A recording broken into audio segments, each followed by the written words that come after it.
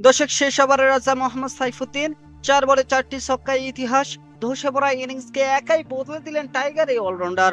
বিস্তারিত জানতে ভিডিওটি সম্পূর্ণ দেখার অনুরোধ রইল।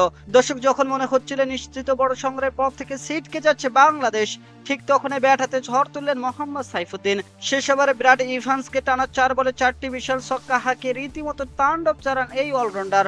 বাংলাদেশের ইনিংসের ১৯তম ওভারের পরে স্কোর ছিল ১৫৮ রান। শেষ ওভারে স্ট্রাইক পান মোহাম্মদ সাইফুদ্দিন। দর্শক, প্রথম বল থেকে শুরু হয় তার অবিশ্বাস্য পাওয়ার হিটিং। ইভান্সের পরপর ৪টি বলে গ্যালারিতে পাঠিয়ে এক ওভার থেকে আদায় করেন ২৮ রান। মাত্র ১০ বলে ৩১ রানের বিস্ফোরক ইনিংস খেলেন মোহাম্মদ সাইফুদ্দিন, যার স্ট্রাইক রেট ছিল ৩০০ এর বেশি। অপর প্রান্তে ইয়াসির আলী ১২ বলে ২২ রানে অপরাজিত থেকে দারুণ সঙ্গ দেন তাকে। তাদের ঝড়ো জুটিতে নির্ধারিত ২০ ওভারে ৫ উইকেট হারিয়ে ১৮৬ রানের শক্তিশালী সংগ্রহ করে বাংলাদেশ। এই ইনিংসের মাধ্যমে নতুন এক কীর্তি গড়েছেন মোহাম্মদ সাইফুদ্দিন। বাংলাদেশের প্রথম ব্যাটার হিসেবে আন্তর্জাতিক টি-টোয়েন্টিতে টানা ৪ বলে ৪টি ছক্কা হাঁকানোর নজির স্থাপন করেছেন তিনি। দর্শক, চাপের মুহূর্তে এমন সাহসী ও বিধ্বংসী ব্যাটিং বাংলাদেশ ক্রিকেটে খুব কমই দেখা গেছে। শুধু বড় শট নয়, সাইফুদ্দিনের ইনিংসের সবচেয়ে বড় দিক ছিল ম্যাচের পরিস্থিতি বোঝার সক্ষমতা।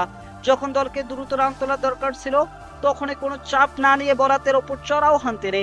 এদিকে সমালোচনার মুখে বহুবার পড়েছেন মোহাম্মদ সাইফুদ্দিন। চোটের কারণে দলের বাইরে থেকেছেন দীর্ঘ সময়, কিন্তু সুযোগ পেয়ে আবারও প্রমাণ করলেন ম্যাচের শেষ মুহূর্তে দলের জন্য বড় ভূমিকা রাখার সামর্থ্য এখনো তার আছে। দর্শক, বোলাওয়ের এই ইনিংসটাই শুধু কয়েকটি ছক্কার গল্প নয়, এটি একজন লড়াকু ক্রিকেটারের দুর্দান্ত প্রত্যাবর্তনের বার্তাও। বাংলাদেশের ক্রিকেটে অনেক স্মরণীয় ফিনিশিং এসেছে, তবে শেষ ওভারে টানা ৪ ছক্কা হাঁকিয়ে যেভাবে ম্যাচের মোড় ঘুরিয়ে দিলেন মোহাম্মদ সাইফুদ্দিন, তা দীর্ঘদিন মনে রাখবে ক্রিকেট প্রেমীরা।